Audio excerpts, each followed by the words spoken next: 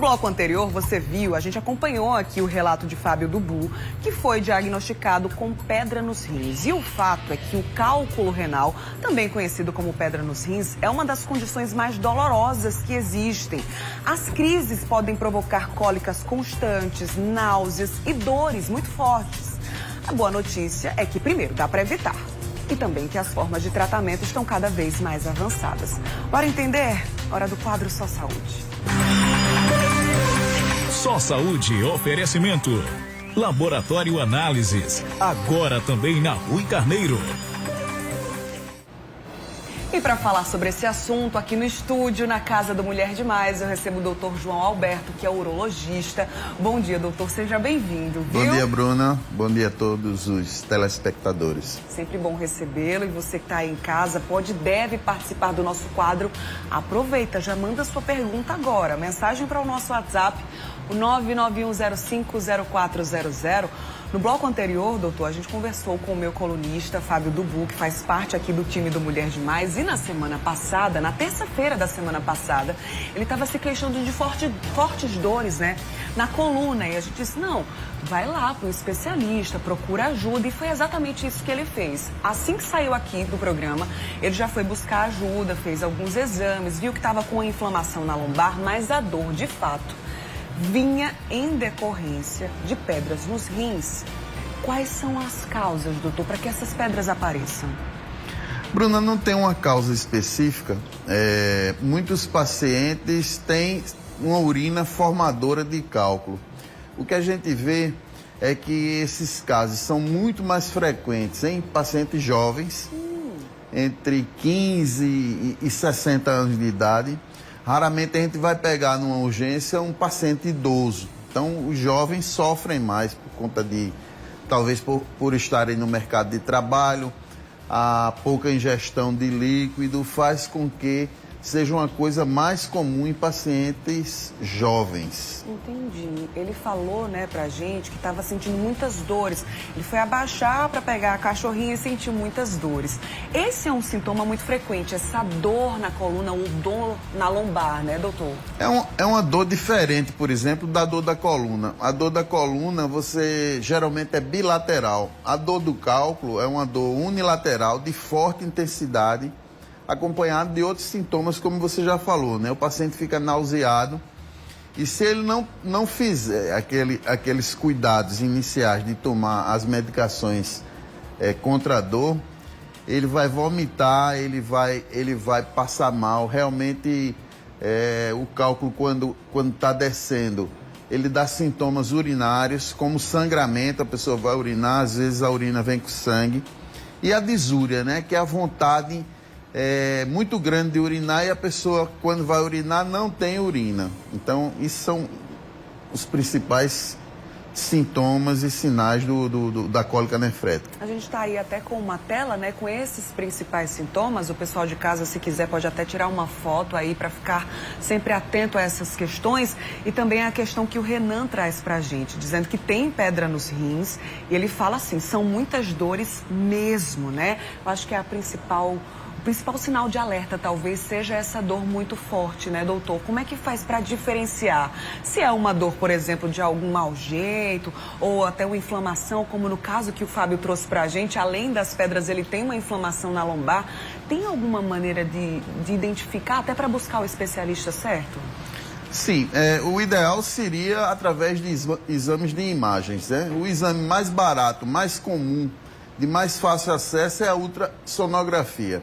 A ultrassonografia costuma ser boa em cálculos maiores do que meio centímetro, porque cálculos muito pequenos, pode ser que a ultrassom não veja bem.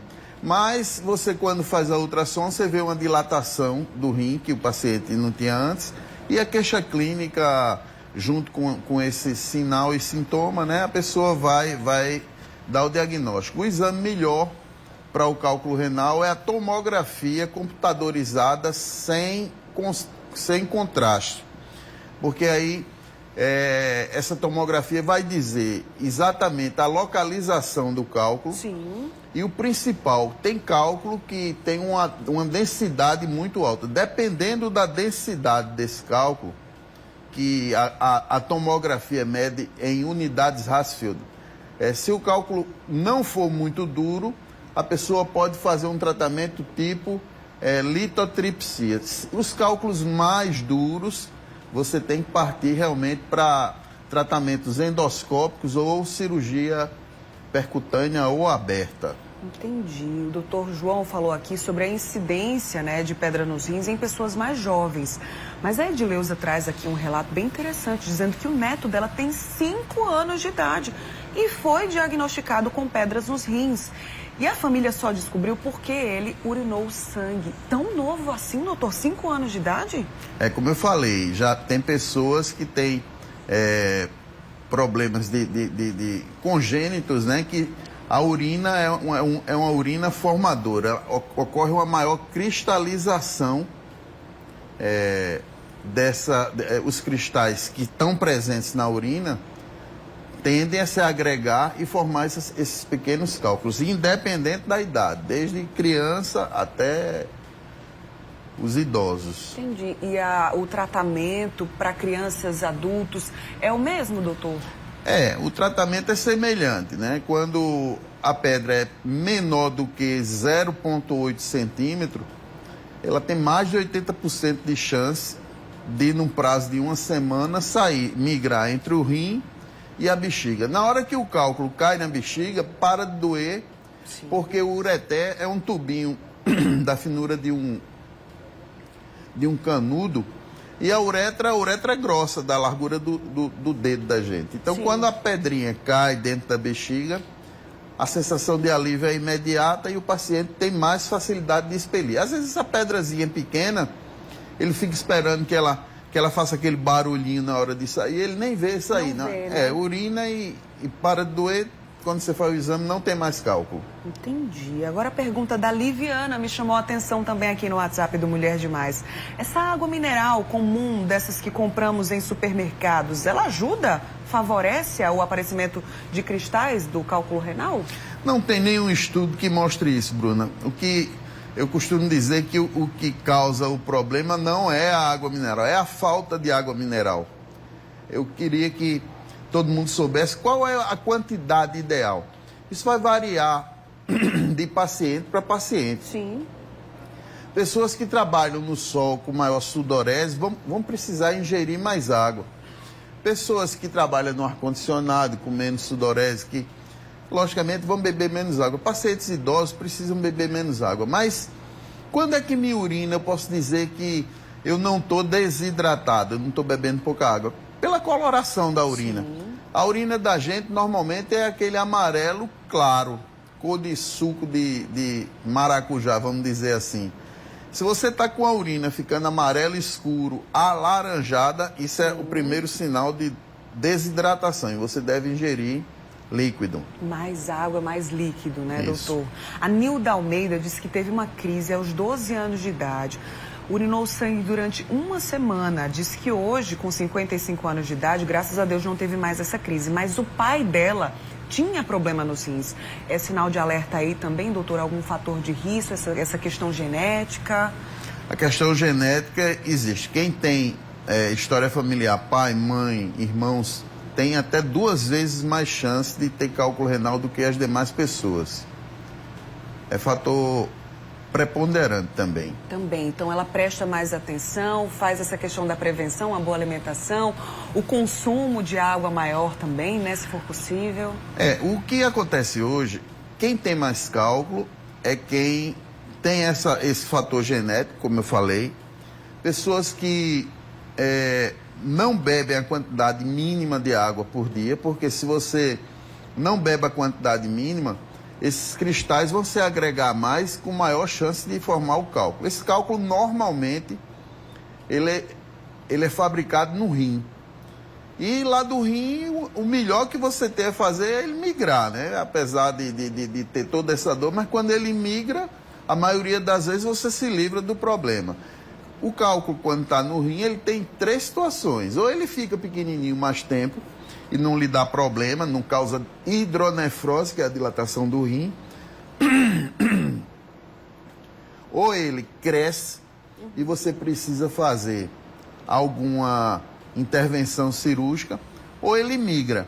Então, quando ele migra, precisa ser diagnosticado precocemente, porque normalmente é feito 3 tipos de analgésico. Um analgésico de ação central, um antiespasmódico e um anti-inflamatório. E às vezes, mesmo você fazendo 3 medicamentos, o paciente ainda quer mais, porque a dor realmente é intensa, comparada na dor do parto e a dor do infarto. Nossa, gente, olha aí. Então tem que ter bastante cuidado para ninguém sofrer com essa dor, né? Agora, os relatos aqui mostram que, muito pelo contrário, né? Parece que o cálculo renal é realmente muito comum. A nossa telespectadora Edilange disse que também tem pedra nos rins e quando a crise chega, ela fala que é horrível. Mas aí ela pergunta o seguinte: eu já notei que passa bom tempo para essas dores voltarem. Existe aí um prazo, uma regra para essa crise aparecer, doutor, de tempos em tempos? Estatisticamente, quem tem um caso de cólica nefrética, em até 5 anos, tem 50% de chance de vir a ter um cálculo. E depois de 10 anos, quase todos vão voltar a ter algum cálculo renal. Como eu falei, com o envelhecimento, a gente não sabe explicar exatamente a causa, diminui a quantidade de cólicas nefréticas. Entendi. Mais uma dúvida aqui da Simone, dizendo que o esposo dela tem 53 anos de idade, está com pedras nos 2 rins. E ela disse que ele fica com muitas dores, também vômito. E aí já levou em algumas urgências, mas não encontrou o tratamento. Por enquanto, não encontrou o tratamento adequado. E aí eu pergunto também, aproveitando esse relato da Simone, doutor, qual é o serviço de referência aqui no nosso estado para que as pessoas possam ser encaminhadas diretamente para quem vai resolver o problema, né? E também, nesse caso aqui, muita gente dizendo que tem pedra nos rins. Não tem cura, não? Depois que a pessoa tem tratamento, não espelha essa pedra e se livra disso, não? Elas voltam? Olha só, João Pessoa carece muito, como eu estava falando com você, de serviços públicos para quem está com cólica nefrética. Atualmente, só o Hospital de Trauma lá de Mangabeira é porta aberta para esse tipo de paciente. Certo. E mesmo assim, existe uma grande dificuldade pela demanda. Se você chegar num hospital privado aqui da cidade, você vai encontrar, quando você chega no verão, às vezes 3, 4 pacientes naquela salinha de pré-atendimento, tomando um analgésico e tal. Então, esses pacientes, nem todos vão evoluir para o tratamento cirúrgico. Certo. O tratamento mais comum é o tratamento endoscópico, em que a pessoa com o ureterorenoscópio entra pela uretra, vai lá, tem uma cestinha que a pessoa pega esse cálculo e tira. A pessoa não precisa ser cortada e rapidamente você vai para casa e vai voltar a trabalhar, vai praticar esporte já no dia seguinte. Quando o cálculo é do rim e já é um cálculo grande, aí sim você precisa fazer um tratamento ou endoscópico, que é a cirurgia percutânea, que tem uma recuperação melhor e mais rápida, ou a cirurgia aberta, que existem cálculos chamados cálculos coraliformes, que eles ocupam toda a árvore dos cálices do rim. São cálculos enormes que devem ser tratados, porque qual é a pior evolução de quem tem cálculo renal? É você perder seu rim, porque o cálculo predispõe ao quadro de infecções urinárias de repetição. Essa infecção pode ser a causa do cálculo e, ao mesmo tempo, pode ser consequência do cálculo. Cada vez que você tem o quadro infeccioso, seu rim perde função. Então, seria muito mais barato para o governo investir no tratamento desses pacientes do que o paciente se tornar um paciente renal crônico, precisando fazer hemodiálise o resto da vida. É muito mais caro. Então, eu vejo como um defeito no sistema de saúde de João Pessoa, porque tem muita gente lá no nosso serviço lá do HU, tem uma fila enorme de pessoas que precisam ser operadas. E também no Hospital Santa Isabel tem uma fila enorme de pacientes na fila da percutânea. E esse tipo de tratamento tem sido negligenciado pelas autoridades. Entendi. Então fica aqui o nosso registro, né? Quem sabe esse alerta para as autoridades públicas aqui da capital, do nosso estado de uma forma geral, né? Para ter um olhar mais atento, mais carinhoso a esses pacientes, já que a gente está vendo que é uma recorrência, né? Que existe essa recorrência. Então é super importante a gente atendê-los de uma forma mais eficiente também. Uma telespectadora aqui, deixa eu ver o nome dela, Rosângela, pergunta se pedra nos rins é a mesma coisa de vesícula biliar. É a mesma coisa, doutor? Não, a vesícula é um órgão do aparelho digestivo que armazena bilis e tem o cálculo, a colelitíase, né, que é o cálculo da vesícula biliar. Certo. É um tratamento diferente feito a colecistectomia. A vesícula é do aparelho digestivo e os cálculos renais do aparelho urinário, né? Geniturinário. Entendi. São diferentes. Alguma forma, a gente já falou aqui de diagnóstico, de tratamento, a gente já falou como essas pedras aparecem, a gente já falou sobre o público, né? Então tem criança, tem adulto, tem idoso com cálculo renal, mas alguma forma de prevenir que elas apareçam, doutor? Existe. Dietas hiperproteicas, hoje a gente vê muito jovem querendo fazer musculação e aumentar a massa muscular, tomando shakes com muita proteína. E esses pacientes têm um aumento considerável na formação de cálculo. A dieta exagerada de carne vermelha, em que o produto final é o ácido úrico, também faz com que a pessoa possa ter maior possibilidade de ter cálculo. A grande maioria dos cálculos são formados por cálculos de oxalato de cálcio. Não significa que quem bebe muito leite vai ter mais cálculo de oxalato de cálcio. Muito pelo contrário, o leite deve ser estimulado. O que a pessoa tem que tomar cuidado é justamente na hidratação. Eu vejo como principal forma de você evitar cálculo renal a quantidade de líquido que você ingere por dia. Muito bem, conversei aqui com o nosso especialista, o urologista João Alberto. Obrigada, viu, doutor? Sempre bom recebê-lo. Uma boa semana para você. Eu que agradeço, Bruna. Até a próxima. Obrigada. E antes da gente ir para a cozinha, deixa eu dar um recado para quem interage comigo aqui através do Mulher Demais. A gente sempre